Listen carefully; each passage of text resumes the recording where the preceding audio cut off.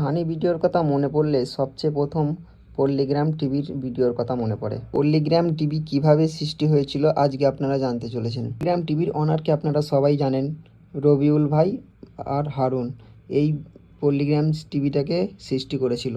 রবিউল ভাই এর আগে রাজমিস্ত্রির কাজ করতো।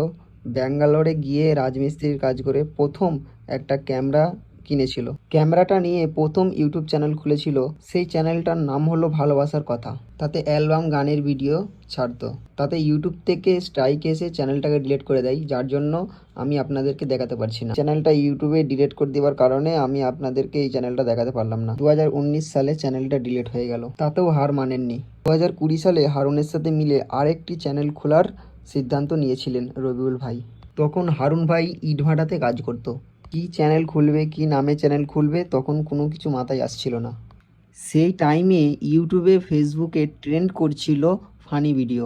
2021 সালে লকডাউন চলাকালীন বাচ্চা থেকে বুড়ো অবধি সবাই ঘরে বসেছিল। তখন রবিউল ভাই বাচ্চাদেরকে নিয়ে ভিডিও করার সিদ্ধান্ত নিয়েছিল। তারপরে দুজন মিলে ঠিক করলো এই চ্যানেলটার নাম রাখবে পল্লীগ্রাম টিভি, যে এখন বর্তমানে আপনারা যে ভিডিওগুলো দেখেন। বাচ্চাদেরকে নিয়ে প্রথম ভিডিও বানালো পিঠে খাবরে, তাতে কোনো ফলাফল পেল না। তারপরে আর একটা ভিডিও ছাড়ে, যে ভিডিওটার নাম সব জায়গায় ব্যথা। এরকম করে করে 9টা ভিডিও ছাড়লো, তাতে কোনো ফলাফল আসলো না। তারপর রবিউল ভাই ডিপ্রেশনে চলে গিয়ে 10 দিন 15 দিন ভিডিও করা ছেড়ে দিল। তারপরে বাচ্চারা আর ভিডিও করতে চাইলো না, কারণ তাদেরকে মেয়ে সাজাচ্ছিল বলে। আর শফিক, মমিন ওরা আর ভিডিও বানাতে চাইছিল না। তারপর ওদের বাড়িতে গিয়ে বুঝিয়ে বাজিয়ে আবার নিয়ে এসে ভিডিও বানাতো। তারপর শফিক শ্রাবণীকে নিয়ে 10 নম্বর ভিডিও করলো শফিকের চালাকি। এই ভিডিওটাতেই আসল ফলাফল পেয়েছিল পল্লীগ্রাম টিভি। বর্তমানে এই ভিডিওটাই এখন 223 মিলিয়ন ভিউজ। এই ভিডিওটা থেকে নিয়ে শফিককে শ্রাবণীকে সবাই চিনতে শুরু করলো। তারপর থেকে যেই কটা ভিডিও ছেড়েছে সব কটা ভাইরাল।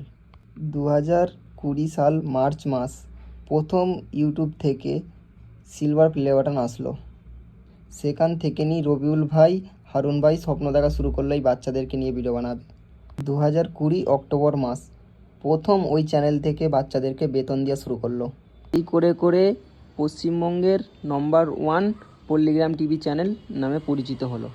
বর্তমানে এই চ্যানেলটাই 17.7 মিলিয়ন সাবস্ক্রাইবার। তো এইভাবেই পল্লীগ্রাম টিভি জিরো থেকে হিরো হয়ে উঠল। তো গাইস, এই ছিল আজকের ভিডিও। আপনাদের যদি ভিডিওটা ভালো লাগে, যদি কিছু জানার থাকে কমেন্টে জানাবেন, আমি রিপ্লাই দেবো। তো চ্যানেলটার যদি ভিডিও যদি ভালো লাগে চ্যানেলটা সাবস্ক্রাইব করে দেবেন। Thank for watching.